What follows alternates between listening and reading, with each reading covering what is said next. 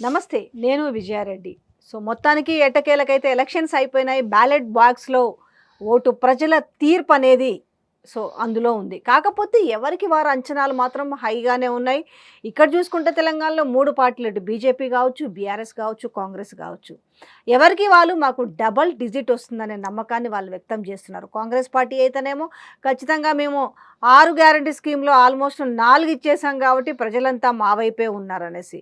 So, వ్యతిరేకతతోటి ఆ వ్యతిరేకత BRS and Congress మీద ఉన్న వ్యతిరేకత మాకే ఓటు బ్యాంక్ వస్తుందనేసి బీజేపీ. సో, కాంగ్రెస్ మీద ఉన్న వ్యతిరేకత మా మీద మాకొస్తుందనేసి వీళ్ళు. సో, మొత్తానికైతే లెక్కలేసుకుంటున్నారు. మరొకటి ఫలితాల తర్వాత అసలు ఏం జరగబోతుంది? రేవంత్ రెడ్డి చెప్పినట్టుగా ఆగస్టులో సంక్షేమమా? సంక్షోభమా? అసలేం జరగబోతుంది? నిజంగానే ఏదన్నా పెద్ద మార్పు రాబోతుందా? ఏమన్నా సునామీ లాంటిది రాబోతుందా రాజకీయంలో? సో, ఈ విషయాలన్నిటి మనకు క్లారిటీగా తెలియాలంటే మనతో ఉన్నారు సీనియర్ అడ్వకేట్ శరత్ కుమార్ గారు. సార్ నమస్తే సార్. నమస్కారం అమ్మా. ఏంటి సార్? చెప్పాలి. మొత్తానికి ఒక ఏపీ, తెలంగాణలా మొత్తానికి టైం ఏమో ఎక్కువుంది రిజల్ట్‌కి. అవును. సో, ఇక్కడ అసెంబ్లీ ఎన్నికైతే ఏమైంది 29కి ఏమో ఎలక్షన్ అయింది. 3కు రిజల్ట్ 3 వచ్చింది. రిజల్ట్. పెద్ద ఇప్పుడు ఆల్మోస్ట్ 20 డేస్ పైన. కరెక్ట్. దీంతోటి ఏపీలేమో తన్నుకుంటురు, కొట్టుకుంటురు, నరుక్కుంటున్నారు. ఇక గాడ్ గ్రేస్ మన తెలంగాణలో అది లేదు కాబట్టి రాజకీయ కక్ష తీర్చుకుంటారు మన దగ్గర. కరెక్ట్. వ్యక్తిగత కక్ష తక్కువుంటది. కరెక్ట్. సో, ఇప్పుడు ఫలితాల మీద రకరకాల ఊహాగానాలు. అవును. మనం మన మన పార్లమెంట్ సెగ్మెంట్ మాట్లాడుకుంటే మన తెలంగాణలో సో, రేవంత్ రెడ్డి మేము అద్భుతంగా పరిపాలించాము. మాకు 14 వస్తాయి. ఇక రాజకీయం అయిపోయింది. ఇక అంతా సంక్షేమం పైనే దృష్టి అనేసి ఆయన నిన్న మీడియా చిట్‌చాట్‌లో మాట్లాడాడు. బీజేపీ వాళ్ళకి వాళ్ళు అంచనాలు. ఈ బీఆర్ఎస్ మీద ఉన్న వ్యతిరేకత, ఇటు కాంగ్రెస్ మీద ఉన్న వ్యతిరేకత కాస్త మాకు ప్లస్ అవుద్దని. అంటే ఎట్లుండబోతది? ఒక ఫలితాలని జనరల్‌గా మనం ఒక కొంత ఇమాజినేషన్ కావచ్చు, ప్రజల పర్స్పెక్టివ్‌లో మాట్లాడాలనుకోవాలంటే ఎట్లుంటది రిజల్ట్? అంటే పరిపాలన సంగతి ఎట్లున్నా 6 గ్యారంటీల విషయంలో కానీ మిగతా అంశాల్లో కానీ ప్రజలు కొంత క్షమించేవాళ్ళేమో. అంటే చాలా తక్కువ కాలమైంది కేసీఆర్ సృష్టించినటువంటి ఆర్థిక అరాచకాన్ని ఎదుర్కోవడంలో మాకు కొంత టైం పడుతుంది, మేము చేయలేకపోతున్నాము అని చెప్తే ముఖ్యమంత్రిని కానీ కాంగ్రెస్ పార్టీని కానీ ప్రజలు క్షమించేవాళ్ళు. అయితే ఈ రైతు బంధు విషయంలో కూడా కొంత అంటే మీనమేషాలు లెక్క పెట్టారు. అది చాలా ఇల్ ఎఫెక్ట్ ఉంది. అంటే దాన్ని మొదటే అంటే ఎప్పుడైతే బడ్జెట్ సమావేశాలు జరిగినాయో అప్పుడే అంటే తర్జన భర్జనలు జరిగినాయి. తర్వాత రాష్ట్రం ఎంత ఆర్థిక ఊబిలో ఉంది, ఎన్ని అప్పులు చేశారు, ఏం జరిగింది అనే విషయాల మీద పూర్తి క్షుణ్ణంగా పరిశీలించినారు. వైట్ పేపర్ రిలీజ్ చేసినారు. సో, ఆనాటికి ముఖ్యమంత్రికి ఒక అంచనా వచ్చి ఉంటుంది, లేకపోతే ఆర్థిక శాఖ మంత్రి చెప్పుండొచ్చు. కానీ ఈ రైతు బంధు విషయంలో కూడా కొంత ఆలస్యం జరిగింది. తర్వాత మొట్టమొదటిసారి రైతు బంధు ఇవ్వడంలో మీనమేషాలు లెక్కిస్తున్నప్పుడే మాలాంటి వాళ్ళం మరీ ఎలుగెత్తి గొంతెత్తి అరిచినాం. ప్రభుత్వం సర్వనాశనం అవుతుంది, రేపటి రోజున పార్లమెంట్ ఎన్నికలలో ఇది ఒక పెద్ద అంశమై కూర్చుంటుందని చెప్పినాం. సరే, కొంతకాలం తర్వాత సడన్గా ఒకరోజు ముఖ్యమంత్రి గారు రివ్యూ పెట్టినారు. తర్వాత రైతు బంధు కొన్ని నిధులను విడుదల చేసినారు. తర్వాత ద వైర్‌కి ఇచ్చిన ఇంటర్వ్యూలో అప్పటికే 5 ఎకర్స్ ఆఫ్ ల్యాండ్‌కి ఇచ్చినాము అని చెప్పేసేసి ఒక మాట అన్నాడు. అది అబద్ధం అని కూడా మేము ఖండించినాం. వితిన్ ది పార్టీ కూడా. ఖండించిన తర్వాత ఏమైంది, మళ్ళా మొన్న రెండో విడత విడుదల చేసినాడు. ఆ విడుదల చేసింది కూడా కొద్దిగా ముందు చేసుంటే బాగుండేది. ఎప్పుడైతే కేసీఆర్ మొత్తం తెలంగాణలో బస్ యాత్ర చేస్తూ రైతు బంధు చూసినారా ఆగమైంది, ఇది అంతే, వీళ్ళు పొంతన లేని వాగ్దానాలు చేస్తారు అన్న మాట ఒక పక్క చేస్తున్న దశలో ఈ రిలీజ్ అవ్వడం వల్ల ఒక రకమైన నెగెటివ్ క్యాంపెయినింగ్ అనేది స్టార్ట్ అయింది. అంటే మేము మొన్న ప్రజల మధ్యలో తిరుగుతున్నప్పుడు ఈ ఎన్నికల సంరంభంలో చాలా ప్రాంతాలలో తిరిగిన. ఆఫ్‌కోర్స్ అంటే డైరెక్ట్‌గా ఈసారి ఇంటర్ఫియర్ కాలేదు. ఎందుకంటే పోయి ప్రజల దగ్గరికి పోయి అడిగే కంటే వాళ్ళ ఆలోచన సరళి ఎట్లా ఉందనేది ఒక just trying to understand their pulse. అప్పుడు వాళ్ళేమన్నారు, కేసీఆర్ గనక ఈ రకంగా అరవకపోయి ఉంటే, కేసీఆర్ గనక డిమాండ్ చేయకుంటే అసలు రైతు బంధు ఇద్దురా మీరు అనేటువంటి ఎదురు ప్రశ్న రైతులు వేసే స్థాయికొచ్చేసింది. అంటే ఈ రెండోసారి విడుదల చేసినటువంటి రైతు బంధు నిధులు కేవలం కేసీఆర్ దయ వల్లనే వచ్చినాయి అనేటువంటి భావన ఏర్పడేది. ఇదంతా అనాలోచితమైన చర్యల వల్ల జరిగింది.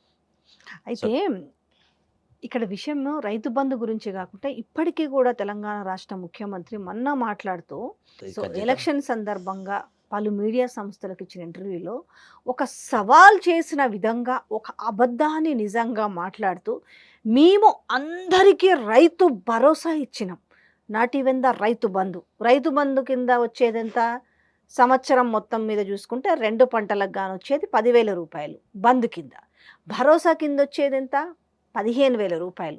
అంటే వీళ్ళు ఒక పంటకి ఇవ్వాల్సిందంతా 7,500 రూపాయలు. మన ఇచ్చిన ప్రకారం ఎకరానికి 7,500 రూపాయలు అయితే ఒక్కరికి కానీ రైతు భరోసా రాలేదు.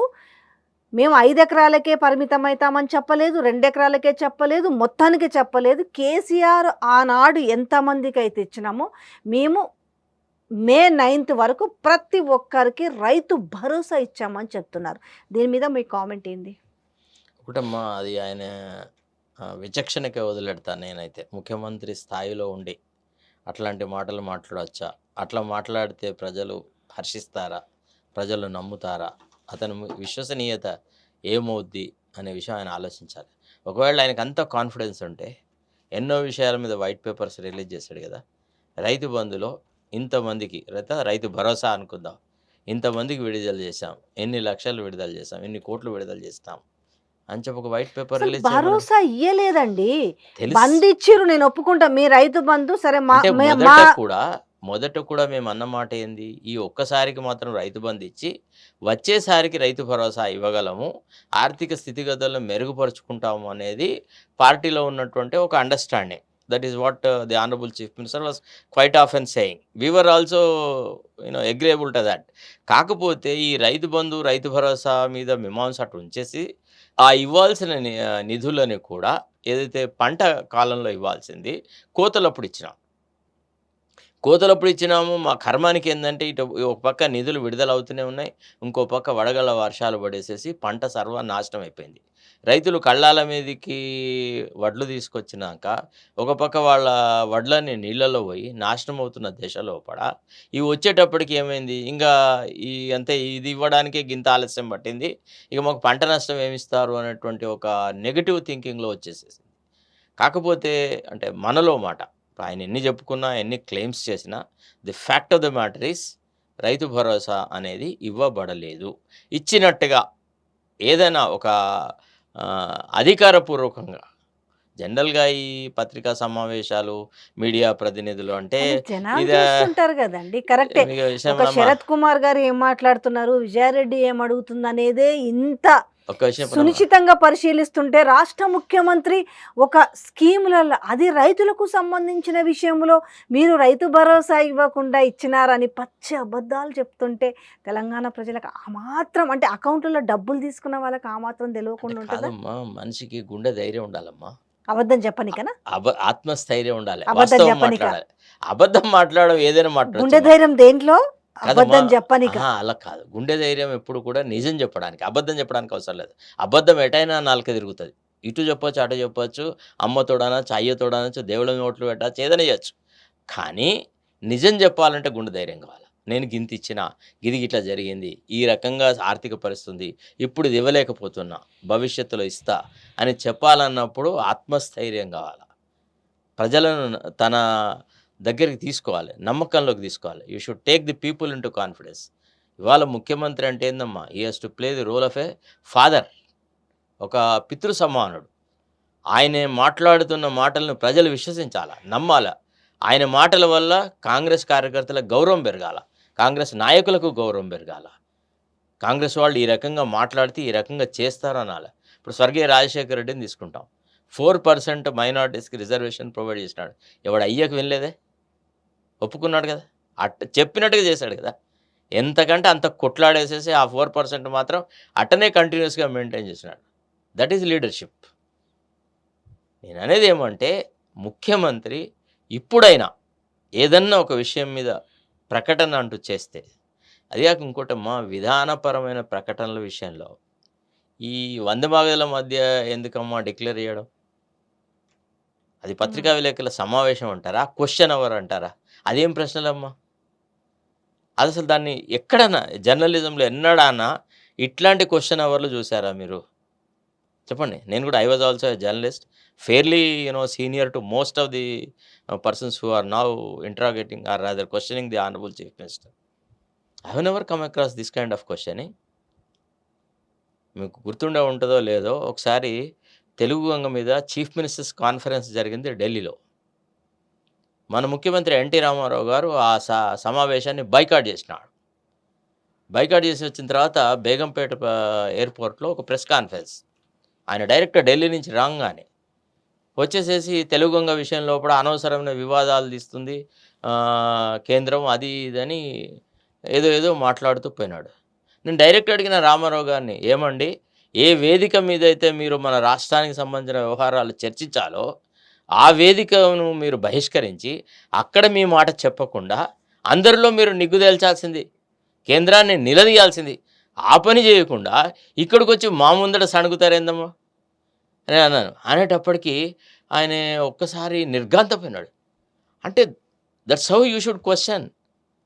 నువ్వు ఆ ప్రశ్న ఎందుకు అడగలేదు?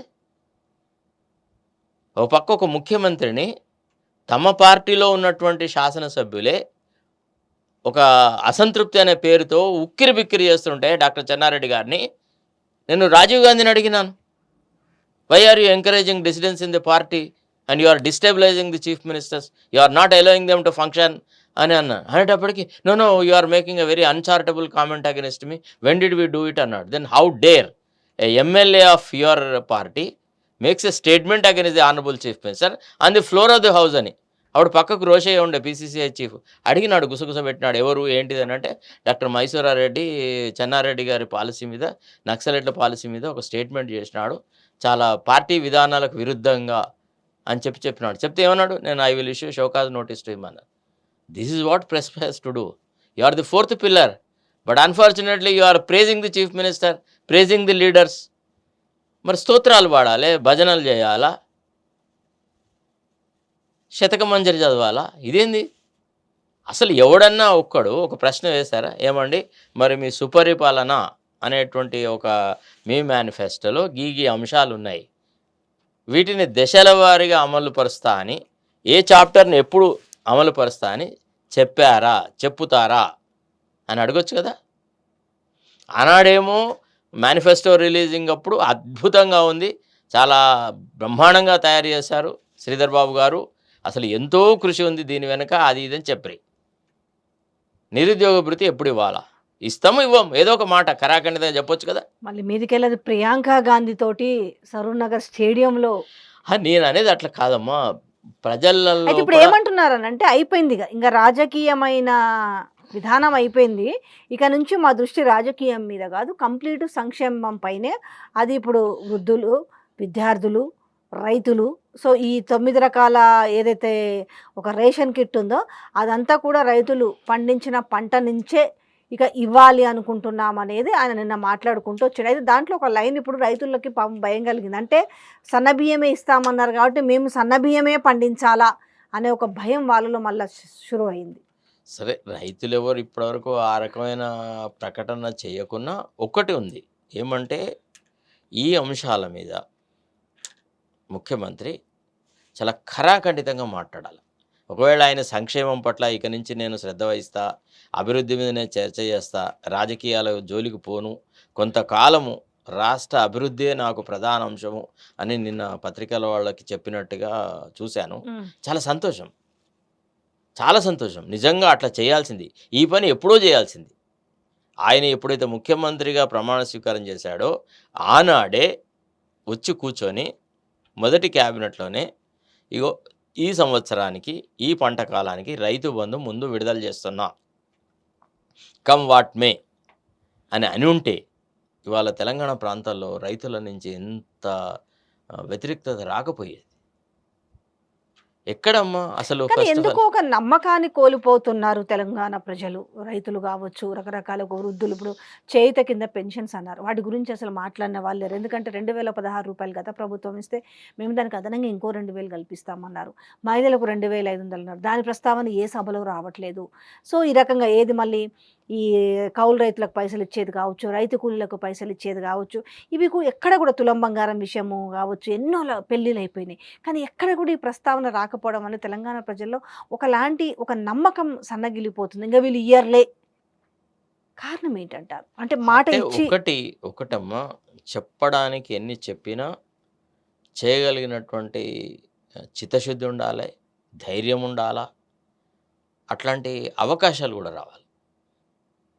అన్నారా? ఒకవేళ ముఖ్యమంత్రి కనుక ఖరాఖండితంగా కూర్చొని నేనిది ఖచ్చితంగా చేసి తీరుతా అని ఒక బలమైన నిర్ణయం అంటూ ప్రజల తరఫున తీసుకుంటే ముఖ్యమంత్రికి అడ్డే లేదు. ఊహాజనితమైనటువంటి సమస్యల మీద ఆ పార్టీలను ఈ పార్టీలను చీల్చి చెండాడి ఇతర పార్టీ ఎమ్మెల్యేలను మా పార్టీలో చేర్చుకొని ఆ చెత్తంతా మా దగ్గర జమ అయిన తర్వాత ఈనాడు ప్రజలు మేము దగ్గరికి పోతే ఓట్లు అడగడానికి పోయినప్పుడు మీరు రేపు ఎన్నికల రిజల్ట్స్ వస్తాయి కదా, మీరు చెప్తారు నాకు ఏం జరిగింది అనేది. నిన్నగాక మొన్న ప్రజలకు కంటకంగా ఉన్నటువంటి వ్యక్తులు ఇవాళ కాంగ్రెస్ పార్టీలో చేరడం వల్ల ఓహో మీరు వాడు మొన్ననేమో ఇష్టం వచ్చేట్టు తిట్టుకున్నారు, ఇప్పుడు మీరిద్దరు కలిసి వచ్చిండ్రా, మీరిద్దరు ఒకటి అంటే మా సంతృప్తి కోసమే మీరు తిట్టుకున్నారా అని గ్రామీణ మహిళలు ప్రశ్నించినారు. మా దగ్గర కిష్టంపేట అనే ఒక ఊర్లో ఒక మహిళ పూర్తిగా ముఖం పట్టుకొని అడిగింది. అంటే ఏదైతే బీఆర్ఎస్ పట్ల ప్రజలలో కూడా ఒక వ్యతిరేక్త భావన ఉండదో దాన్ని అంతా అనవసరంగా బురదల పడుకున్న పందిని మేము ముద్దాడినట్టు అయింది, దాన్ని కౌగలించుకున్నట్టు అయింది. మా పార్టీకి లేని చెడ్డ పేరు వచ్చేసింది. అసలు ప్రజలలో 30-40% ఏదైతే అసంతృప్తి ఉందో బీఆర్ఎస్ కార్యకర్తల పట్ల, బీఆర్ఎస్ నాయకుల పట్ల, అదంతా ఈనాడు మేము మూట కట్టుకున్నాం. ఏ తప్పు చేయకుండా కాంగ్రెస్ కార్యకర్తలు డిఫెన్స్లో పడ్డారు, అది అవసరం లేకుండే. కానీ ఒకటి కూడా మీకు అనిపించలేదా, ప్రజల్లోకి వెళ్ళినప్పుడు బీఆర్ఎస్ పార్టీ కంటే వీళ్ళు ఇచ్చింది ఏముంది, ఆనాడు వాళ్ళు ఇచ్చిన వాటిని ఈనాడు ఇయ్యనికనే కింద మీద ఆపసోపాలు పడుతున్నారే, రైతు బంధు విషయం కావచ్చు, లేకపోతే పెన్షన్స్ విషయం కావచ్చు, ఆల్రెడీ ఇదేంటివి రైతులకు అది ఉండే కదా ఇన్సూరెన్స్ ఉండే, సో అది కావచ్చు, ఇవన్నీ కూడా ఏవి వీళ్ళు చేయలేని పరిస్థితిలో ఉన్నారు, వీళ్ళకంటే వాళ్ళే నయం అనే మాటలు కూడా వినిపించినాయి కదా. అలా కాదమ్మా, ఇప్పుడు ఎక్కడ ఉందంటే ఎంతైతే పేస్లో ఈ కార్యక్రమాలు అమలు చేయాలో అంత పేస్లో లేకపోవడం వల్ల ఇక స్టార్ట్ అవుతుంది కదమ్మా. రాజకీయ అవకాశాలు ఎట్లుంటారు వీళ్ళు వాళ్ళను కంపారిజన్ చేయడం అది ఇది. ఇప్పుడు 9.5 సంవత్సరాల బీఆర్ఎస్ పరిపాలనను 6 నెలల కాంగ్రెస్ పాలనను పోల్చి చూడడం అయితే హేతుబద్ధంగా లేదు. అప్పుడే మనము అంటే అప్పుడే కొత్తగా పెళ్ళై ఇంటికి వచ్చిన కోడల్ని అత్తలాగా ప్రవర్తించమంటే చేయలేదు. అన్ని విషయాల మీద అవగాహన ఉండదు, భయం ఉంటుంది, జణుకు ఉంటుంది, రకరకాలుగా ఉంటాయి. ఏం చేస్తే ఏముంటుందో మా అత్త మాడిబిడ్డ అనే భయం ఉంటుంది. అట్టనే కొత్త ప్రభుత్వానికి కొన్ని ఆపసోపాలు ఉంటాయి, ఐ అగ్రీ. బట్ నాయకుడు అనేవాడు ఎవరు? ఖచ్చితంగా ఇగో ఇది మన ప్రణాళిక, ఈ ప్రణాళికని ఈ రకంగా అమలు చేస్తాం, మొట్టమొదటి సంవత్సరంలో గిని చేస్తాం, 6 నెలల్లో గిని చేస్తాం అని ఖరాఖండితంగా చెప్పేది ఉండే. ఇప్పుడు రైతుకి ఏదైతే పెట్టుబడి సాయం చేస్తామో ఇది the top most priority item అయి ఉండాలి. అది కనుక ఇచ్చి ఉంటే ఖచ్చితంగా ముఖ్యమంత్రి చెప్పిన సంఖ్యనే మేము ఈజీగా చేరుకోగలుగుతాం. సార్ ఇప్పుడున్న పరిస్థితులలో అంటే ఎవరి లెక్కలు వాళ్ళు భారీగా వేసుకుంటున్న వైనం కనపడుతున్న నేపథ్యంలో ప్రజలు ఏమి ఆలోచించి ఎటువైపు మొగ్గు చూపి ఓటు వేసి ఉంటారనుకోవచ్చు? ఒకటమ్మా, అనూహ్యంగా బీజేపీకి మద్దతు పెరిగిందమ్మా చాలా ప్రాంతాలలో. అసలు ఇది ఊహించింది కాదు. ముఖ్యంగా తెలంగాణ రాష్ట్రంలో కూడా బీజేపీ ఇంత బలపడుతుందని మేమైతే ఊహించలేదు. మేమేమనుకున్నాము, ఎంతో కొంత కాంగ్రెస్తో ఇష్టం లేని వాళ్ళు లేకపోతే బీజేపీ సింపథైజర్స్ అట్లనే ఉంటే బీజేపీ యొక్క పరిస్థితి ఇంకో రకంగా ఉంటుంది, బీఆర్ఎస్ తన బలాన్ని తను నిలుపుకుంటుంది అని అనుకున్నాం.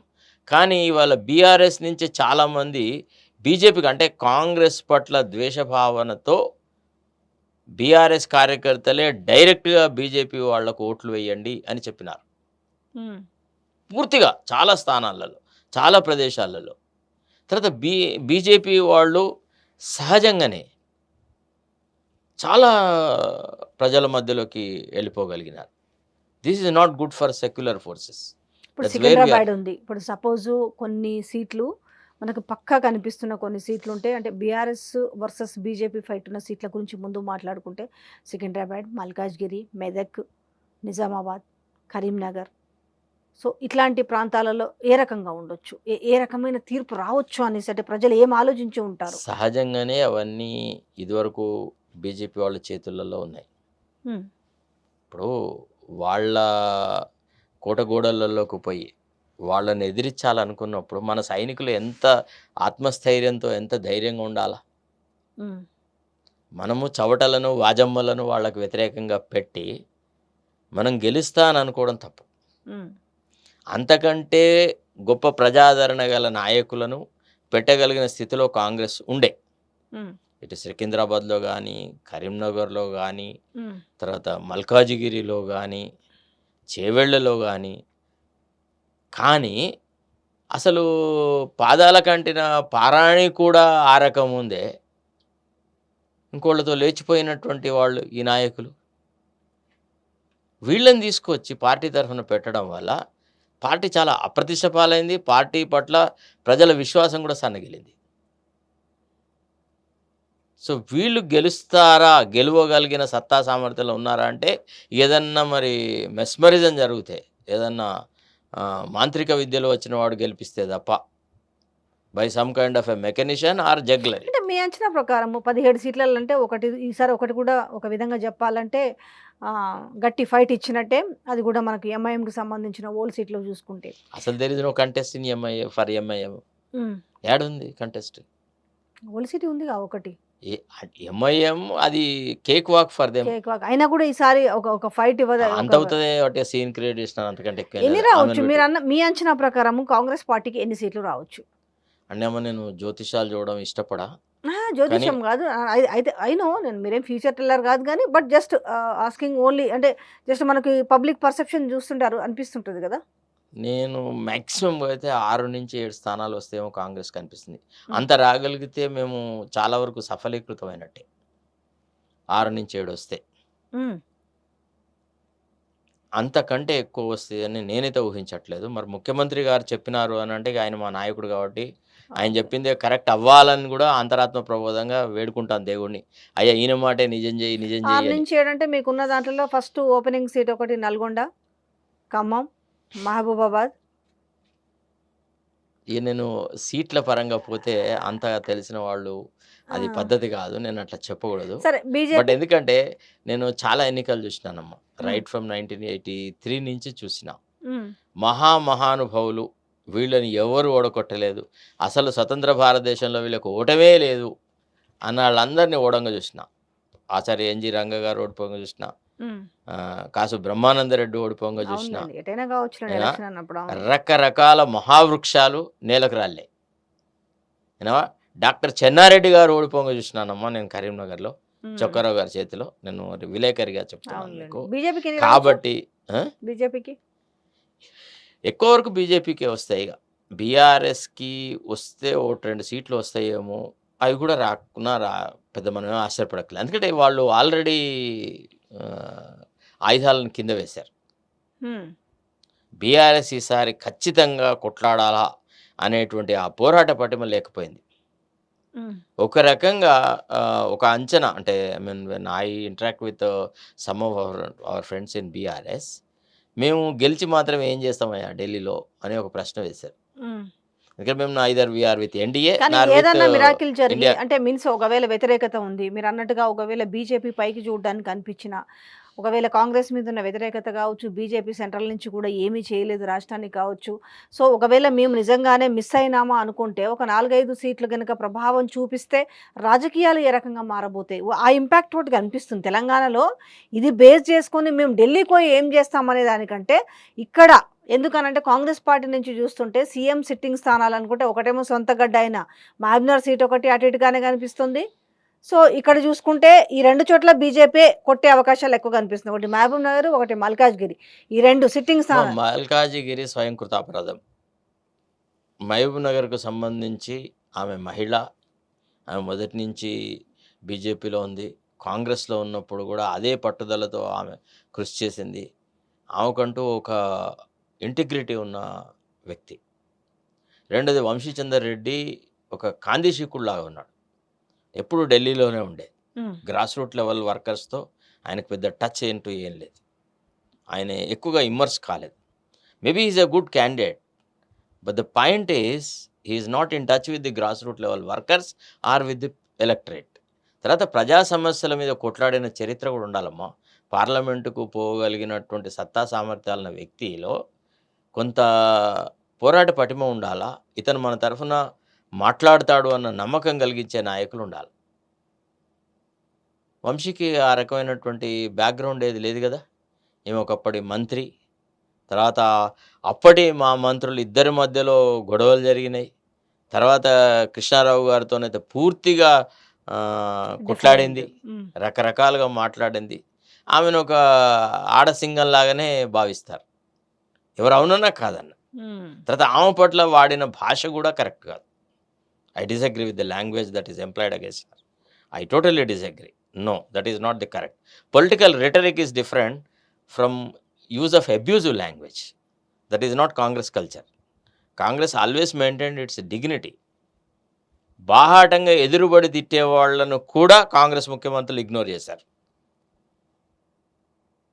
ఆమె అట్లాంటిది ఇట్లాంటిది అని వ్యక్తిగతమైన దూషణకు పోవడం కూడా ఒక రకంగా నెగిటివ్ ఇంపాక్ట్ ఇస్తుంది.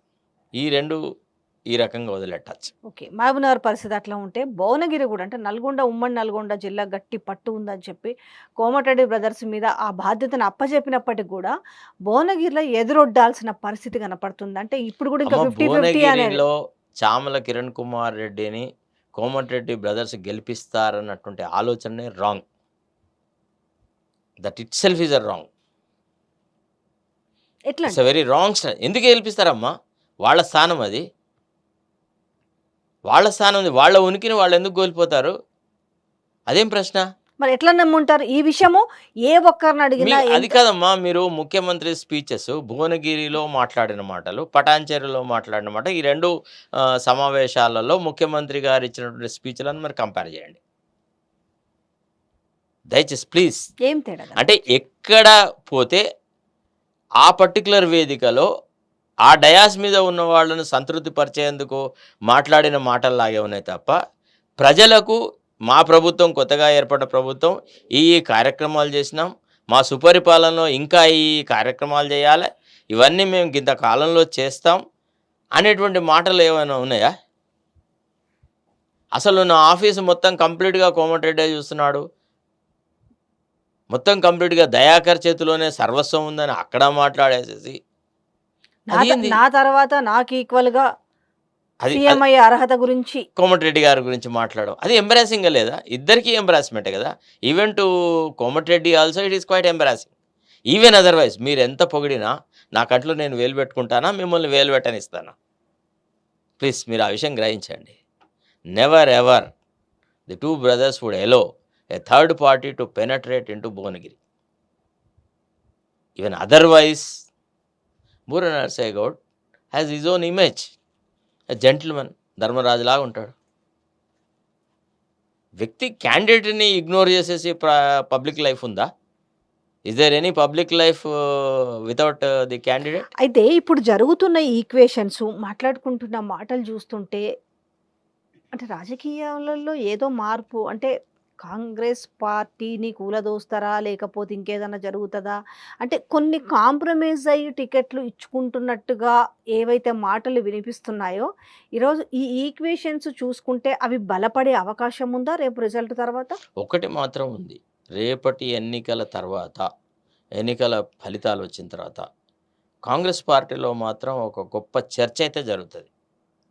కాంగ్రెస్ యొక్క వ్యవహార శైలి ఏ రకంగా ఉండాలి భవిష్యత్తులో, ఇది కేవలము ఒక వ్యక్తి చుట్టే సెంటర్ అవ్వాలా లేక కలెక్టివ్ రెస్పాన్సిబిలిటీయా, ఒక్క ముఖ్యమంత్రి ప్లస్ ఆల్ జీరోసా, లేకపోతే ముఖ్యమంత్రి అండ్ అదర్ మినిస్టర్సా అనేటువంటి చర్చ మాత్రం జరుగుతుంది. ఇది జరగాల్సిందే. ఇప్పుడు పటాన్చెరు దగ్గర ఏమన్నాడు, మొత్తం దామోదర రాజనరసింహనే నా మొత్తం ఆఫీసుని డీల్ చేస్తారన్నారు. ఆయనేమో తల కిందికి దించుకొని ముఖ్యమంత్రి మాటల్ని తనకు సంబంధం లేనట్టుగా ఆయన విన్నాడు. నేను అనేది ఏంటంటే అట్లా కాదు, వ్యక్తులను సంతృప్తిపరచడానికి ముఖ్యమంత్రి మాట్లాడు, ఈ రాష్ట్ర ప్రజలను కాన్ఫిడెన్స్లోకి తీసుకోవాలి, ప్రజా సంక్షేమంకు తను ఎంతగా శ్రమిస్తుంది చెప్పాలా, తను ఏ కార్యక్రమాలు సాధించాలో చెప్పాలా. లేని అనవసరమైన రిజర్వేషన్లు రద్దు చేస్తారు అనేటువంటి ఒక మాట, అది ఏ రకంగా, how can that become a political narrative? I'm honourable to understand. కొద్దిగా విజ్డమ్ ఉండాలి కదా ముఖ్యమంత్రికి. న్యాయ సలహాదారులు వాళ్ళు వీళ్ళందరూ ఉంటారు కదా, అడ్వకేట్ జనరల్, ఇంకా ఇతరత్రాలు ఉంటారు కదా, ఆయనకున్న సొంత నాయకులు కూడా, సొంత న్యాయవాదులు కూడా ఉన్నారు కదా. Is it possible in our context to abolish reservations? That SC ఎస్టీస్కి రిజర్వేషన్ని క్యాన్సిల్ చేయొచ్చా? సాధ్యమవుతుందా? ఉప్పెన పడుతుందమ్మా. ఒక థింగ్ ఇంకోటి, ఎంత కామెడీ అనుకోవాలా, దారుణమైన పరిస్థితిలో ఉందనుకోవాలా కాంగ్రెస్ పార్టీ, అంటే ఇట్లంటే ఇట్లా కూలిపోతుందా అని అనడానికి నిన్న ఒక చిన్న ఉదాహరణ. వాళ్ళు ఎవరో ఫ్లైట్లో పోయినారు. ఒక పొంగులేటి, ఒక తెల్లం వెంకట్రావు, ఒక బీఆర్ఎస్కు సంబంధించిన ఒక మాజీ MLA pilot Rohit Reddy, something దానికి ఇమ్మీడియట్లీగా వాళ్ళు ఏదో కొచ్చికి పోతున్నట. దాంట్లో ఇంకెవరెవరు ఉన్నారు, మొత్తానికి అది చిన్న సాంకేతిక లోపం రావడం వల్ల వీళ్ళు కూడా ఉన్నారనే న్యూస్ బయటికి రావడంతో ఏదో జరిగిపోతుంది అనే మాటలు వస్తున్నాయి. అంటే ఎంత ఇన్సెక్యూర్లో నడుస్తుంది అనుకోవాలా ఈ వార్తల్ని ఇదంతా చూస్తుంటే. ఊహాజనితమైన విషయాలమ్మా. ఫస్ట్ ఆఫ్ ఆల్ నేను మీ ద్వారా చెప్పదలుచుకున్న విషయం అంటే, పొంగులేటికి రేవంత్ రెడ్డిని డైరెక్ట్గా అటాక్ చేసే కానీ, రేవంత్ రెడ్డితో వైరం పెట్టుకునే కానీ, ఎదిరించే కానీ రాజకీయమైన చరిత్ర లేదు. It is impossible. Even to his personality also. I don't think there are any differences between Revanth Reddy and Ponguleti.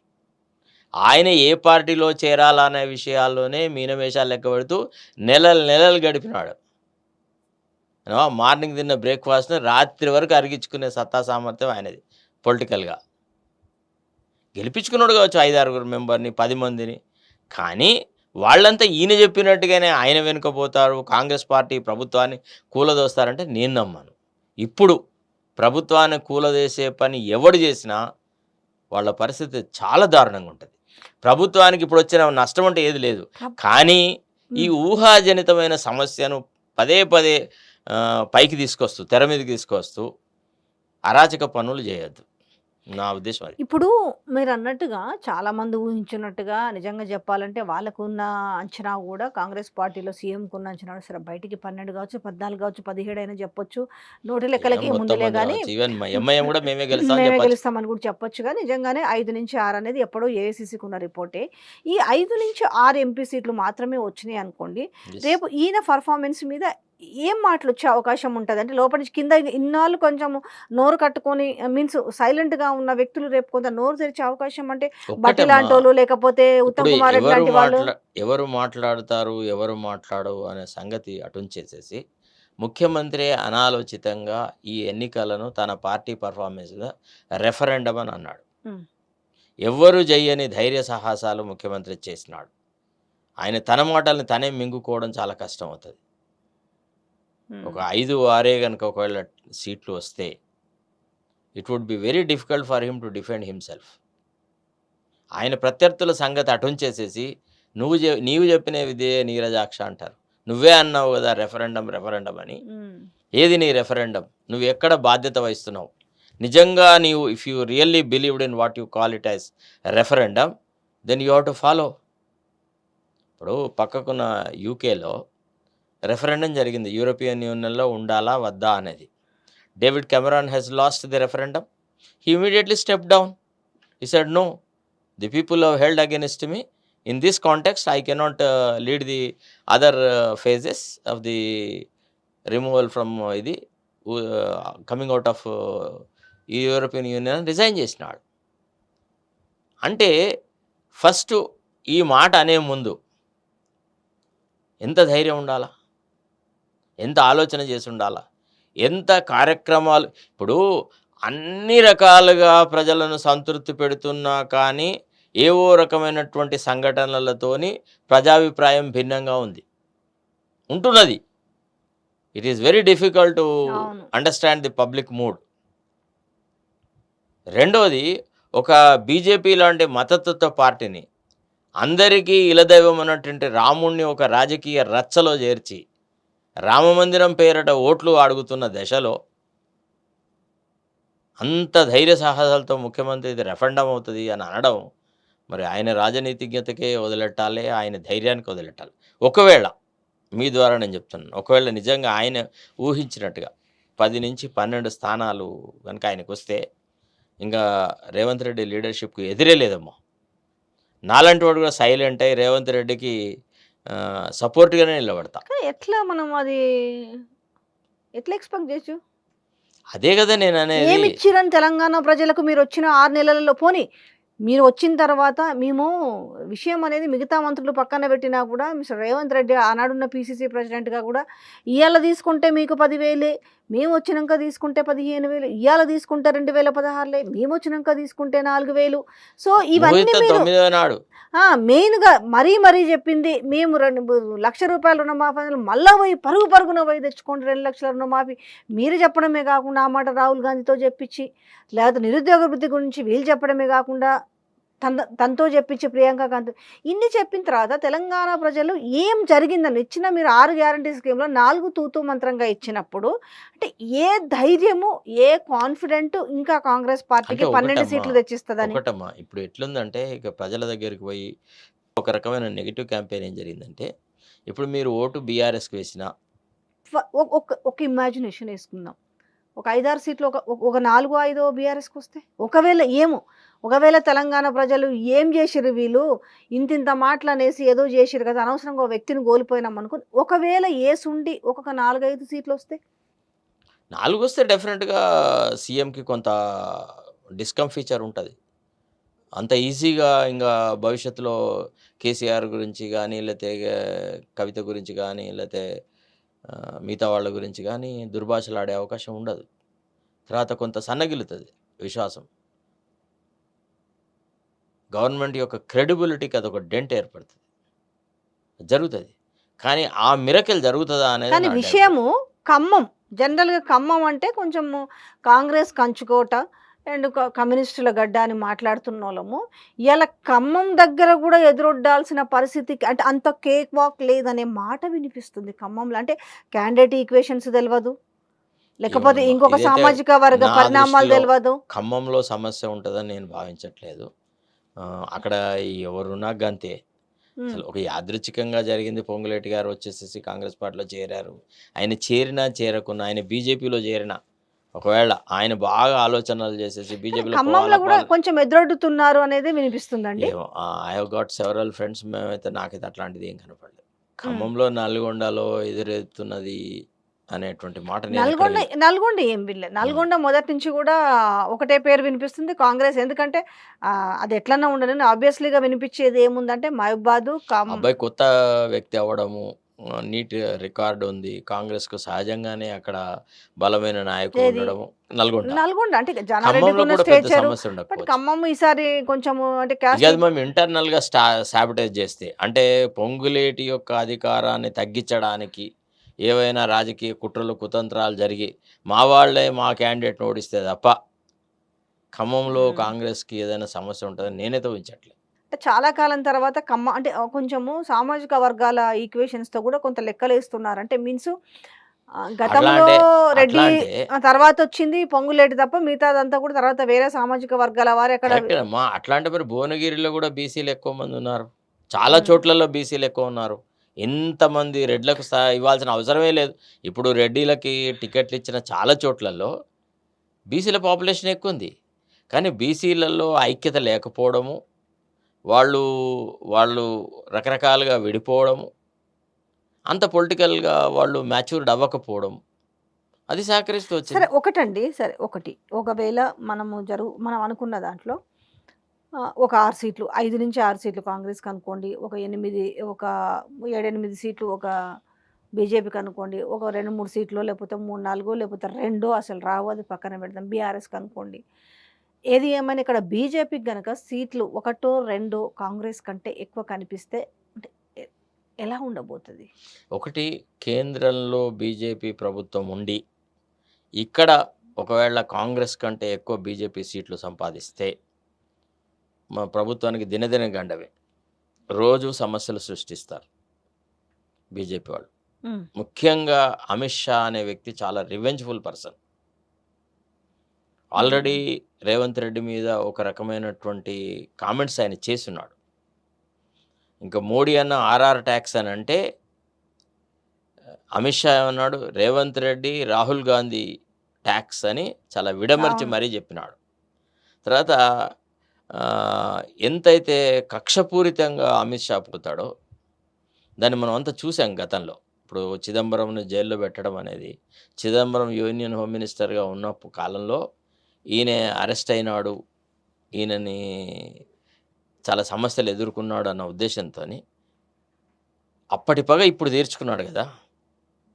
కాబట్టి వాళ్లకు వాతావరణం అనుకూలంగా ఉంటే అంత సులభంగా రేవంత్ రెడ్డిని వదిలెట్టరు. మరి ఈయన ఒకవేళ శరణాగతి అన్నాడనుకో, "ఏహే! వాళ్ళుంటే ఏంది, నేనుంటే ఏంది, నేను మీ వాడినే గదా!" అనే మాట అంటే అది వేరు. ఆ మాట ఆహ్, ఆ టైప్ ఆఫ్ సంకేతాలు ఇచ్చినట్టుగా మా బడే భాయ్ అన్న దగ్గర నుంచి తనకు చాలా విమర్శలు ఎదురైన నేపథ్యంలో కొంత డోస్ పెంచి ఆహ్, అంటే కొంత స్ట్రాటజికల్‌గా వెళ్ళాడా? లేకపోతే అసలు ఎట్లెళ్ళిండో రేవంత్ రెడ్డి గాని, మళ్ళీ దాని తర్వాత బీజేపీ మీద మళ్ళీ కాసేపు కౌంటర్ అటాక్ ఇయ్యడం, కాసేపు ఇయ్యకపోవడం. రెండోది ఇంతమంది బీఆర్ఎస్ వాళ్ళు, బీజేపీ వాళ్ళు గూడా అన్నారు. రేవంత్ రెడ్డి వస్తే స్వాగతిస్తామని, రేవంత్ రెడ్డి ఏకనాథ్ షిండే అని మాట్లాడినప్పటికి చిన్న మాటకు రియాక్ట్ అయ్యారు రేవంత్ రెడ్డి. ఈ విషయంలో మాత్రం మీరెవర్రా బయ్ చెప్పేది? నేనెందుకు బీజేపీలోకి పోతా? నేను సవ్యంగా ఇక్కడే 5 ఏళ్ళు నేను ముఖ్యమంత్రినిగా ఉంటాను అనే మాట ఎక్కడ ఆ స్టేట్మెంట్ రాకపోవడం కారణం ఏంటి? మరి ఏది మాట్లాడాలి? ఒకటి ఫస్ట్ ఆఫ్ ఆల్ అది ఆయన విచక్షణకు సంబంధించింది. ఒక్కొక్కసారి ఏదో గాలివాట మాటలు మాట్లాడుతుంటే ముఖ్యమంత్రి ప్రతి మాటకు రియాక్ట్ అవ్వాల్సిన అవసరం లేదు. First point. ఒకవేళ రియాక్ట్ కావాలని నిర్ణయించుకుంటే ఎంత మోతాదులో విమర్శ వచ్చిందో అంతకంటే 1.5% ఎక్కువగా దానికి రిప్లై ఇవ్వాలి. That is my view of issue. I don't respond to a baseless criticism. If I decide to respond to a particular criticism, I'll answer it in the fitting language. తర్వాత చాలా తక్కువగా మాట్లాడుతూ సందర్భోచితంగా మాట్లాడే ముఖ్యమంత్రులే చాలా గట్టి ప్రభుత్వాన్ని నడపగలుగుతారు. ఏ ముఖ్యమంత్రులు రేవంత్ రెడ్డి గారు మాట్లాడినంతగా మాట్లాడలే గత చరిత్రలో గమనిస్తే. ఆంధ్ర రాష్ట్రం ఏర్పడినప్పటి నుంచి మా అంటే పొలిటికల్ ఇది మంచి ఫ్యామిలీ పరిణామమే అంటారా? ఇంత అగ్రెసివ్‌గా అవసరం లేదు. అదంతా అవసరం లేదు. ముఖ్యమంత్రి అనే వ్యక్తి ఆయనకి చుట్టుపక్కల ఉండేటువంటి ఆయన సహచరులు ఆయనకి అండగా ఉండాలా. ప్రతి చోట రాముడే కొట్లాడినాడమ్మా. లక్ష్మణుడు ఏడైనాడు. ఒక లక్ష్మణుడిని వెతకాలి కదా మనం క్యాబినెట్‌లో. అదే ఇప్పుడు కాంగ్రెస్ పార్టీలో నివురు గప్పిన నిప్పులాగా ఉన్నట్టేనా కాదు, క్యాబినెట్? కాంగ్రెస్ పార్టీలో రాముడు ఉన్నాడు. మా ముఖ్యమంత్రి రాముడు అనుకుందాం. లక్ష్మణుడు లేడు. ఏడి లక్ష్మణుడు? ఒక్కరిని చూపెట్టండి. ఫలానా మంత్రి ఆ ప్లేస్‌కి రానివ్వట్లేదు గదా! రానివ్వట్లేదా, వాళ్ళు వస్తున్నారా, వాళ్ళు రావట్లేదా అనేది డిఫరెంట్ థింగ్. సైలెంట్‌గా ఉన్నారు. కానీ you are not able to perceive that collective image that the cabinet is strongly behind the honourable chief minister and they will defend him అనేటువంటి ఆ స్ఫూర్తి లేదు. ఒక కోమటిరెడ్డి ఒకటి 2 సార్లు అన్నా అంటే గ్రాటిట్యూడ్గా, తర్వాత ముఖ్యమంత్రి మీరే అని అన్నందుకు ఆ మాట అన్నాడు అని అనుకుందాం. కానీ మిగతా వాళ్ళు ఎవరు అంత గట్టిగా అంత పట్టుదలగా చెప్పట్లేదు. వరంగల్ లాంటి ప్లేస్‌లో గూడా అసలు రిజల్ట్ వచ్చిందాకా మన భవిష్యత్తు ఏంటో తెలవదు అనే పరిస్థితికొచ్చిందంటే కారణం రాంగ్ సెలక్షనేనా? అంతే అంతే అది it's a product of opportunism. Actually Kadiyam Shri గారిని పార్టీలోకి తెచ్చుకోవడం is a liability. Kadiyam Srihari has contributed nothing. He spent whole his life attacking Congress. Kadiyam శ్రీహరిని కాంగ్రెస్ పార్టీలోకి తెచ్చుకొని ఆయన కూతురికి అక్కడ ఇచ్చిన టికెట్ను కాదని మళ్ళీ ఇక్కడికి తెచ్చుకోవడము, కడియం శ్రీహరి విషయంలో కానీ, రంజిత్ రెడ్డి విషయంలో కానీ, దానం నాగేందర్ విషయంలో కానీ party has bungled. It should not have allowed. At least ఈ ఎన్నికలు అయ్యే వరకు చేరాలన్న వాళ్ళందరికీ ఓహో మీరు చేస్తే ఓకే ఫైన్, కానీ ఈ రాబోయే పార్లమెంట్ ఎన్నికలలో మీరు మాకు సైలెంట్గా మద్దతు ప్రకటించండి, మా పార్టీ అభ్యర్థుల గెలుపుకు కృషి చేయండి, మీ పర్ఫార్మెన్స్ని బట్టి, మీ డామినెన్స్ని బట్టి, మీ యొక్క ఇంపార్టెన్స్ని బట్టి మీకు తర్వాత చేర్చుకొని మీకు సముచితమైన స్థానం కల్పిస్తా అనే మాట చెప్పేది ఉండే. కొంత లోపాయకారిగా జరగాల్సిన వ్యవహారాలను మళ్ళీ బహిర్గతంగా బొక్కల మెడలో వేసుకొని తిరిగినట్టు అయింది. సో ఏదైనా మొత్తం రిజల్ట్ తర్వాత కొంత షాక్ ఉండే పరిస్థితులే కనిపిస్తున్నాయి. ఎందుకంటే ఒక్కటి నేను ఇప్పుడు కాదు, ఇవన్నీ ఏవి జరగకముందే గతంలోనే ఆ! చెప్పాను. ఏమని? ఈ ఎన్నికల తర్వాత కాంగ్రెస్‌లో ఒక కుదుపబడతది అని నేను ఈ మాట ఎప్పుడో చెప్పినాను. ఎందుకంటే every election is a process by which the strength of the cabinet is decided. If they are entrenched well in the electorate, they have garnered support, they had put up a very handsome performance, the chief minister is never touched. ఒకవేళ performance weak ఉంటే, Delhi darling ఉంటే, slender మార్జిన్స్‌తో గెలిస్తే ముఖ్యమంత్రిని ఆడుకుంటారు అసమ్మతివాదులు. ఇది ఎప్పటినుంచో జరిగింది. ఇప్పుడే కాదు, ఆఫ్టర్ ఆల్ బై ఎలక్షన్స్‌లలో ఓడిపోతేనే ముఖ్యమంత్రులను రాజీనామా చేయమని డిమాండ్ చేసిన సందర్భాలున్నాయమ్మా. గత చరిత్రలో గనుక అవును. గమనిస్తే. I had seen that. ఒకప్పుడు ముఖ్యమంత్రికి ఎదురుగా కూడా నిలబడలేనటువంటి వాళ్ళు ఒక్కసారి ముఖ్యమంత్రి స్థానం కొద్దిగా బలహీనమైతే రాజీనామా చెయ్యి అని డిమాండ్ చేసిన లీడర్లను చూసినా నేను. సో ఇప్పుడున్న దశలో తనకు తానుగా స్వచ్ఛందంగా ఇది రెఫరెండం అని డిక్లేర్ చేసుకొని ఒకవేళ పర్ఫార్మెన్స్ పూర్గా ఉంటే nobody need to attack him కదా. అదే కనిపిస్తుంది. జస్ట్ వే ది అంటే కాన్సిక్వెన్సెస్. ఏ లెక్క ప్రకారం చూసుకున్నా గూడా ఒక 5, 6కి మించి కనిపించని పరిస్థితి కనపడుతుంది. 10 నుంచి అంటే చాలా వ్యత్యాసంలో కనపడుతుంది. ఎందుకనంటే కాంగ్రెస్ వైపే ఇది ప్రజలు స్వయంకృతం అమ్మ. ఆ! ఒకవేళ కాంగ్రెస్ పర్ఫార్మెన్స్ పూర్గా ఉంటే it is not on account of any other exactly. Reason selections except yes. First of all selection of the candidates ఒకటి, 2 ఈ రెక్లెస్ యూనో పార్టీ ఫిరాయింపులు. ఎందుకంటే ఒక పక్క న్యాయపత్రం లోపల కాన్స్టిట్యూషన్‌ని ప్రొటెక్ట్ చేస్తున్నా పార్ట్ అనే దాంట్లో ఏం చెప్పినారు? 10th షెడ్యూల్‌కి అమెండ్ చేసి ఇది పెద్ద కామెడీ అసలు. ఆ! అంటే ఆయన అంటే ఎవరి మాటని ఎవరు గౌరవిస్తుర్రో తెలవదు.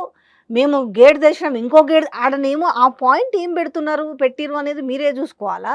రెండోది నేను గేట్లు తెరిస్తే కానీ పార్లమెంట్ ఎలక్షన్స్ వరకు జాయిన్ చేసుకోకుండా ఉండుంటే దాని అది రిజల్ట్ వేరే రాజనీతిజ్ఞత లెక్కే అంటారు. ఉంటది గదా! అది రాజనీతిజ్ఞత అంటారు. అక్కడ ముఖ్యమంత్రికి అట్లా సలహాలు అది ఇచ్చే ఉండాల. బేసిక్ కదా! బేసిక్ నాలెడ్జ్ కదా! ఈ బేసిక్ నాలెడ్జ్‌ని ఎట్లా మిస్ అయ్యి ఉంటారు? ఇప్పుడు చేర్చుకోవడమే ఒక బిగ్ మిస్టేక్. అంటే వాళ్ళని తీసుకొచ్చి ఇప్పుడు 3 పార్లమెంట్ టికెట్స్ ఇచ్చినారు. చేవెళ్ళ, మల్కాజ్గిరి, సికింద్రాబాద్, వరంగల్. ఈ 4 సీట్లు ఇవ్వడం అనేది అంటే బ్లండర్ మిస్టేక్ అనేది అందరూ అంటున్నారు. ఈవెన్ ద పొలిటికల్ ప్రజలు అడ్వెంచర్ ఆల్సో. ఇస్ అ నేను ఐ డోంట్ సే బ్లండర్. ఎందుకంటే రేపు ఎలక్షన్లలో వాళ్ళు గెలిస్తే ముఖ్యమంత్రే correct. It is an adventure. It's a misadventure rather. ఒక రకంగా ఒకవేళ వీళ్ళు నిజంగా ఓడిపోతే ముఖ్యమంత్రికి చాలా కష్టం అవుతుంది. ఇ ఇప్పుడు ఈ నలుగురు ఓడిపోతే నలుగురిలో నాకు తెలిసి ఇంక అక్కడ కూడా ఎదురొడ్డుతున్నారు. వరంగల్ ఆల్సో ఎదురొడ్డే పరిస్థితి కనపడుతుంది కాబట్టి పెద్దగా ఎక్కడ దరిదాపులో కనిపించట్లే మరి. ఒకవేళ ప్రజలు గనుక విజ్ఞతతో ఓటు చేసుంటే ఈ నలుగురిని చిత్తుచిత్తుగా ఓడించాల్సింది. రాజకీయ భవిష్యత్తు కోసమని రాజకీయాలలో కొన్నన్న మోరల్ వాల్యూస్ ఉండాలనంటే ఇట్లాంటి అవకాశవాదులు గనుక తెలంగాణ ప్రజలు రిజెక్ట్ చేసుంటే భవిష్యత్తులో ఏ పార్టీ కూడా ఇట్లాంటి అడ్వెంచర్ చేయదు. ఒకవేళ వీళ్ళే గనుక గెలిస్తే ఇంకా రాజకీయమైన ఫిరాయింపులు అనేది ఇంకా అతి నీచంగా నీచంగా నికృష్టంగా ఉంటారు. జరుగుతుంది. వినరా? ఇక అసలు ప్రజల దగ్గరికి పోరిగా ఎన్నికైన వాళ్ళను కొనుక్కోవడం మీదనే అంతే పెట్టుబడిదారులు. ఉంటదిగా. పార్టీలు కూడా సంస్థాగతంగా కూడా బలపడవింకా. అసలు ఎవరు సంస్థాగతమైన ఎన్నికలు ఉండవు, సంస్థాగతంగా డెవలప్ కావు, కార్యకర్తలకు గుర్తింపు ఉండదు, గౌరవం ఉండదు, ఏముండదు. వాస్తవం. ఒకవేళ విజ్ఞతతో ప్రజలు కనుక ఈ అవకాశవాదులను ఓడిస్తే ఇది ఒక రకంగా పార్టీగా మాకు నష్టం జరుగుతుందేమో, కానీ భవిష్యత్ తరాలకు అది ఒక మార్గదర్శకంగా ఉంటుంది. భవిష్యత్తులో ఎవడు కూడా ఇంత విచ్చలవిడిగా వేరే పార్టీల వాళ్ళని చేర్చుకోరు.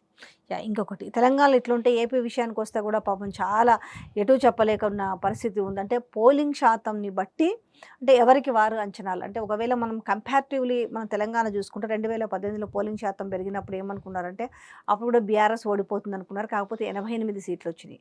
అయితే ఇప్పుడు ఏపీలో కూడా పోలింగ్ శాతం పెరిగేసరికి ఎప్పుడైనా కూడా పోలింగ్ శాతం పెడితే ప్రతిపక్షాలకు అడ్వాంటేజ్ అనుకుంటుంటారు.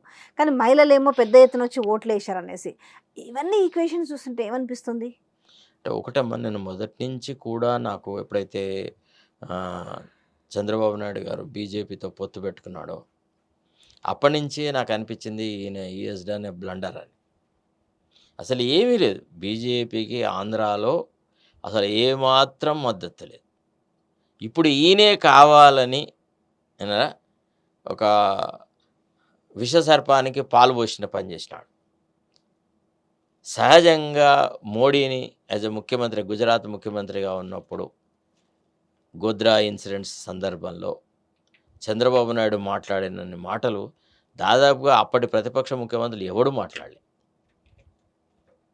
ఏ రాష్ట్ర ముఖ్యమంత్రి ఇంకో రాష్ట్ర ముఖ్యమంత్రిని అంతగా విమర్శించలే. అలాంటి మనిషి బీజేపీతో పొత్తు పెట్టుకున్నాడు అంటే ఇది కేవలం పుత్రవాత్సల్యం వల్లనే, కొడుకు భవిష్యత్తును దృష్టిలో పెట్టుకునే చేశాడు అని, ఎట్టయినా జగన్ను ఓడించాలా అనేటువంటి కోరిక ముందు ప్రజలు లేరు, ప్రజాహితం లేదు, రాజకీయమైనటువంటి మోరల్స్ లేవు. ఇది పచ్చి అవకాశవాదపు కలయిక అనేటువంటిది ఆనాడే తెలిపింది. ఒక నాన్ కన్సిక్వెన్షియల్ పవన్ను పట్టుకొని ఎట్లనమ్మో పొత్తులు నాకు అర్థం కాదు. ఆయన విచక్షణ ఎక్కడ పోయింది?